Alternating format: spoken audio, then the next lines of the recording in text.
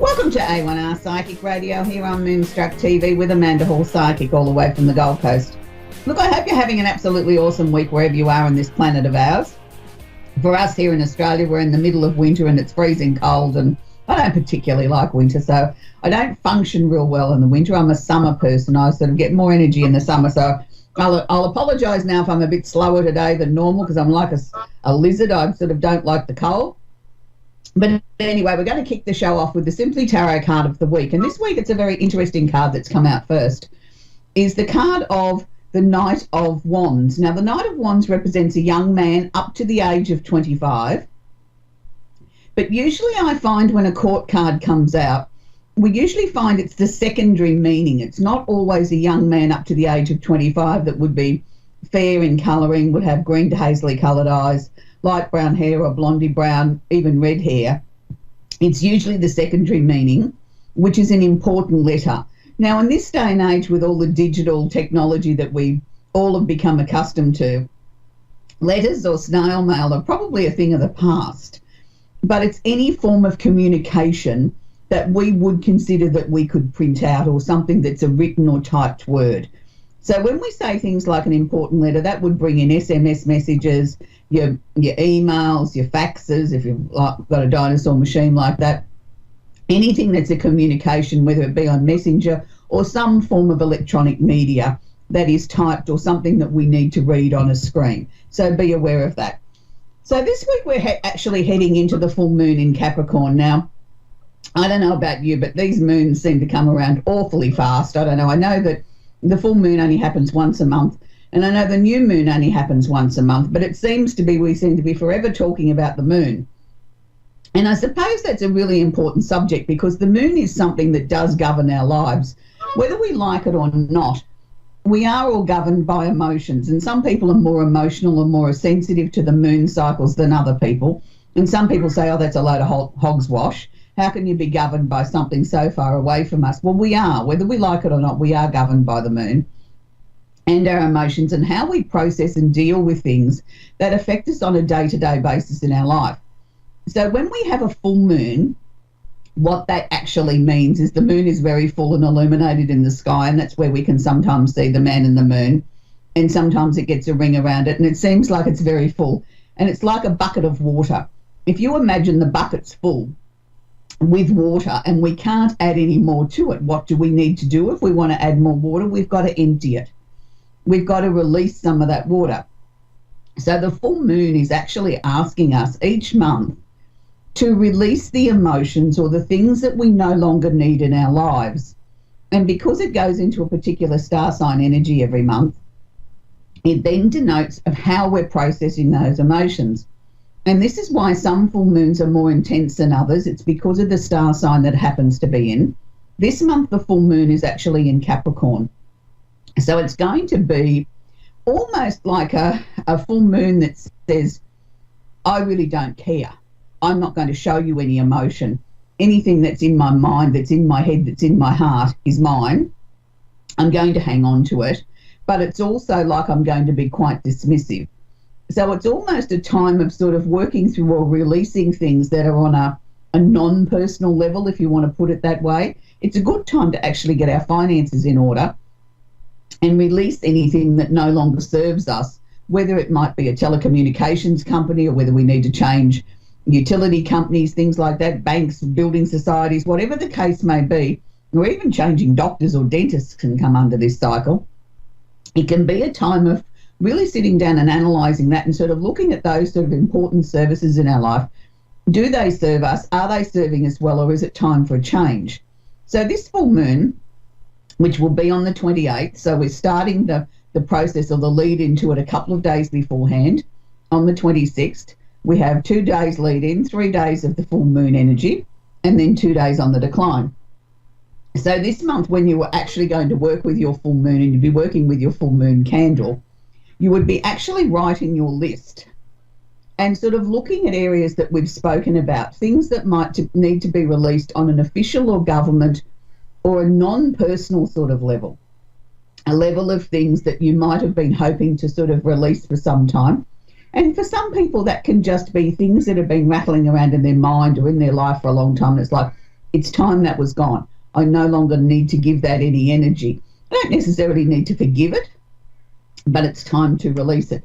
So if we were going to work with a full moon energy like this, and say for argument's sake, we were making some changes, say, to a website, this might be the perfect time if you've been contemplating releasing an old energy or releasing old habit patterns or things that no longer serve you on a website and update to a more modern one. This would be the time you would write down on your list, okay, time to explore the pros and cons of a new, more modern website. How would that affect my life? Will it bring me benefit? How much is it going to cost? And can I afford it? So these are the sort of things that we would write down on our full moon list. For some people, it might be a little bit more personal. You might want to release old energies, old angers, old frustrations that have been holding on or lingering on in the family due to a death or due to a family disagreement that happened a long, long time ago. It can be the time to write those, a brief history of that down on a piece of paper and sort of say, I'm going to release it under this full moon. I'm not expecting anything in return, but it's time for it to be gone and released from my life. So as always, we write a list. This time I want you to write 2 lists if you're going to work with 2 candles. So if you're going to be working with a full moon candle, and this is the full moon candle here, this full moon candle is designed specifically for the full moon. It's not a candle that I burn at any other time of the month, but I do burn it under the full moon. So you'd write your list, pop it underneath, always making sure that you pop your candle on a coaster, never putting it directly on furniture because the actual glass containers do get hot and they can sometimes crack with the change of temperature. So you need to be very aware of that and be very careful and mindful of that. When you're working with a candle, never place it under an open window, underneath curtains, near children and pets. Always make sure that you're with the candle when you're burning it. Accidents can happen and things can happen that, when you walk out of the room that you're not aware of. So always be very careful of that. With my candles, as we've spoken about on previous shows, they come with 2 wicks in the extra large. I like to burn one side one day and one side the next day. It gives you a longer burn time. If you were to burn the 2 sides of the wick at once, sometimes the glass becomes very hot and it can crack, and therefore then that becomes, can become a fire hazard. I found by producing them only with 1 wick, we had too much wastage of the actual soy wax, but I found by alternating your lighting times, it seems to work very well, and it gives you a longer burn time, up to about 100 hours out of a burn time that way, where if you burn the 2 wicks, you'll only get up to 50 or 60 hours. So this is the earth sign one, which is the Capricorn candle. So this is the one we'd also write the identical list and place it underneath. So how long do you burn your candles for? Between 15 minutes to 2 hours per day, to intensify what you're doing as far as the burn time with the candle, and always reading out aloud to the universe what you have written down on your list. So it's really important that we make sure that we're very focused, we're very aware of what we're trying to release at this point in time, and also asking for some guidance from above as well. So for those of you that might be travelling and you want something smaller, we do have our gift box, which I've made up here of 2 full moon and 1 earth sign candle, but you can pick any one of the 28 candles in our range and put them into your gift box set. These only have a single wick. These burn for approximately 15 hours each. So they're perfect for travel, perfect for taking to the office or anywhere where you've got a limited space. So they're a really nice package. For those of you that don't want to work with a candle, you can work with a melt or wax warmer. These are around about $20 here in Australia at the supermarket, probably cheaper in the US. They are electric. You can turn them on. I take half a teaspoon of each wax, whether in this instance it would be the full moon and the earth. These can be plugged in. These can be left on all day. They're a perfect thing to use in the office or at the home if you don't want to work with a flame. Again, working with putting it on a coaster, putting your message or your written information underneath, and then that gives you the fragrance going all the time. So that's how we're going to be working with the full moon this week. So I'm really excited to say that we're continuing on with our astrology series of our famous singers, and this week we're up to our female singer in Cancer. And it was really hard for me to find somebody that I thought was universal, that everybody would sort of know, and probably somebody that you probably would least expect to be a Cancer. And I always like to sort of try and bring in not always the most obvious sort of person to fit the star sign, because I want to show you that not always do people come in a predictable sort of package. Just because they're a particular sign doesn't mean they all fit into the same category. And this week I'm really excited to talk about Cyndi Lauper. Now, Cyndi Lauper, I would not have guessed to be a Cancer, the way she jumps around the stage and she loves being different and she's such a high energy person. I probably would have pictured her as an Aquarian, actually, because of her outrageous clothing and her different coloured hair and her wanting to be very, very different and set fashion statements that were way out there and wacky, and that's a real Aquarian thing. She may have an Aquarian ascendant, but she is actually a Cancer. And when I started researching Cyndi, I went back and I found that she started her career at a very, very, very young age.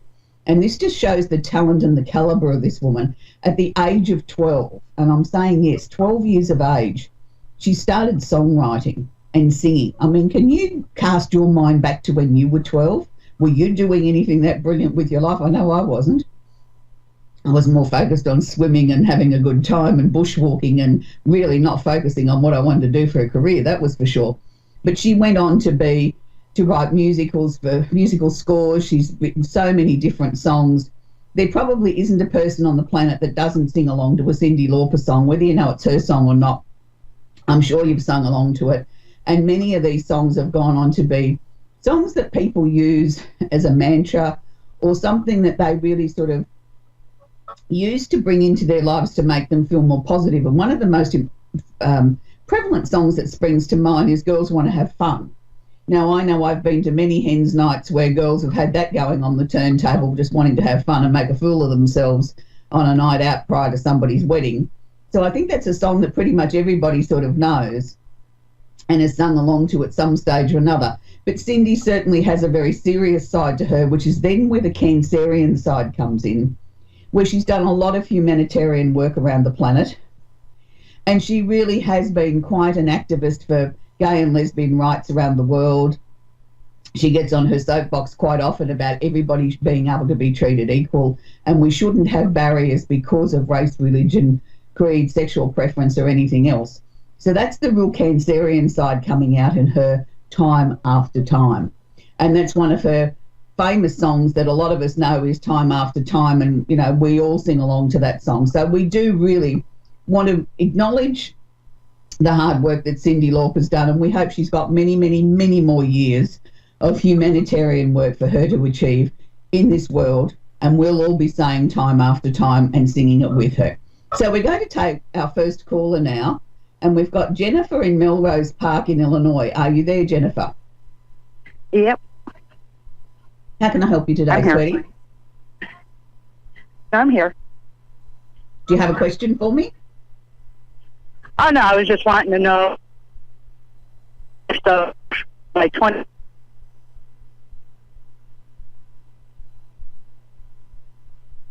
I think we've lost you, Jennifer.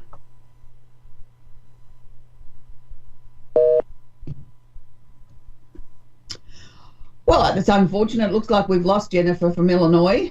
Well, we'll just have to keep talking then. I'll find someone else. We'll try and get it back, and I'll keep talking until then. So it's interesting. I know we've spoken about on a previous show, we've spoken about Uranus in Taurus. Now, I want to bring up Uranus in Taurus again this week because it is a long-term transit.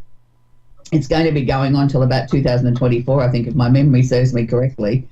And it's something that's going to affect us globally. It's not just a very personal thing. Okay, is Jennifer there with us now? Yeah, I'm here. Okay, Jennifer, what was your question, sweetie? Just how would the rest of the year and the beginning part of next year, how would that be for me? Okay. The first thing that they're showing me is there's still a number of question marks around the remainder of this year. So that to me would indicate you still have some situations or decisions yet that you haven't clearly made up your mind on which way you're going to go, or you're questioning. Is that correct? Yeah. So when they show me question marks, Jennifer, I always take that as a sign of it's okay to say I don't know just yet, to just allow things to develop in their own natural time, and eventually things do become clear. And, you know, sometimes things can all come in a great flood and everything's sorted out in a week, and then other times it can take months before we get the clear direction. So it's a time to sort of say to yourself, it's okay not to have all the answers just at the moment. Has there been a number of changes, particularly around March, April, May this year? Was there some endings or changes around the earlier part of this year? Around March, April, May, was there changes and endings then? You said March of this year? Yes, this year. Have you just been through some serious endings and changes from March, April? You did? Yeah. Okay. I would say yes. Because that's what they were showing me, and they were showing me some of those things aren't yet necessarily yet complete. They're well on the way. It's like, let's just slowly work through those and bring those to a final completion. I feel by the time we hit the early part of 2019, I feel you're in a much stronger position than you were going into the beginning of 2018. Is there also a change of residence coming up for you too? Yeah. Because that seems to be that's happening as well, and I felt very excited about that, as if that was sort of opening the doors to many more important things to come into your life, so that's good also. And I've got a question mark around love, and I wasn't quite sure how to interpret that, whether or not you were questioning your current relationship or you were questioning whether it was time to have a relationship. No, I've been married for 15, almost 16 years.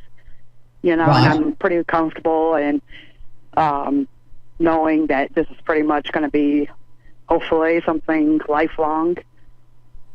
Oh, yeah, I'm not doubting it's not lifelong, but when I see a question mark around love like that, that can be, has there been some sort of changes within the relationship, or the two of you sort of looking to sort of add some sparkle back into it, or reminiscing, or talking about, remember when we used to do this, maybe we should go back and do a bit more of that, or something like that. There's a question mark around it. It's not necessarily saying walking away from it.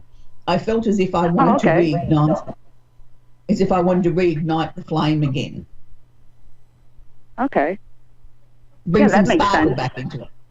Yeah, and that's good, because, when you've been with someone 15 years, we can all get a bit complacent, It's just, life gets in the road and we have other things and whatever, but it's a time to reignite that flame. And that could also be coinciding with the changes that are coming up in your lives, like the move of residence and things like that.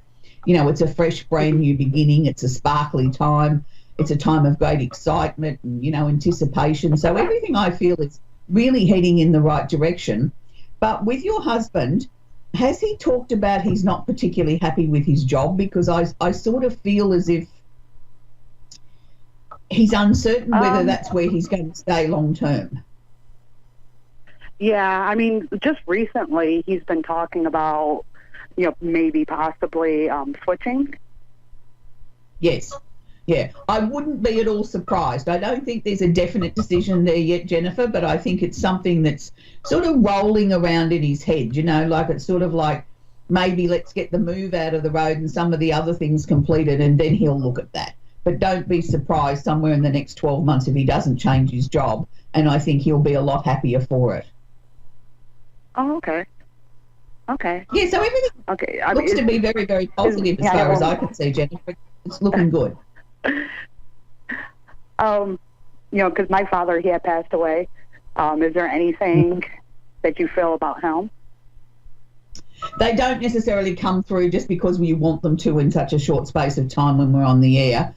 I think you'll find he's the one that's guiding you through all these changes.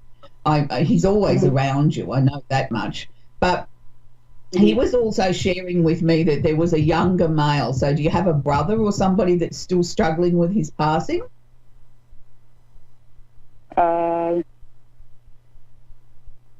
We suspect that my father had a child out of wedlock, and I think he was younger than me. Right. Oh, well, yeah. Well, he's telling me this younger male is struggling with his passing, and if it's not a brother that you knew you had, well then yes, that's his confirmation of yes, there was a child out of wedlock that he didn't actually honour, if we can put it that way. So don't be surprised if there's going to be some sort of connection there or some opportunity there to connect with this younger male, because your dad's making a big deal of it. Okay. Okay. So it's entirely up to you what you do with it when it's presented to you. I'm just saying he's making a big deal of it, and he's sort of saying that this younger male is not coping with it. And maybe he's not coping with it because he never really had him in his life either. Do you know what I mean? Like there wasn't a great connection there. Yeah. So, Yeah, it may be it may be a comfort to both of you when the connection sort of actually happens, because you'll feel then that your lives are more complete and Dad's closer to you. Okay. Okay. Lovely to speak with you, Jennifer. Okay. We're going to move on with Dee in Felicity in Ohio. Are you there, Dee? Hello. Hi, Dee. How can I help you, sweetie? Well, I have lots of questions. So I fire was away. wondering if you could tell me, first of all, if my financial situation is going to turn around. Okay, first thing they're showing me there with that, Dee, is the fact that it's not going to turn around in the short term. It's not saying don't continue on with what you're doing, because what you're doing at the moment is really trying to get back in control of this. And you are making headway.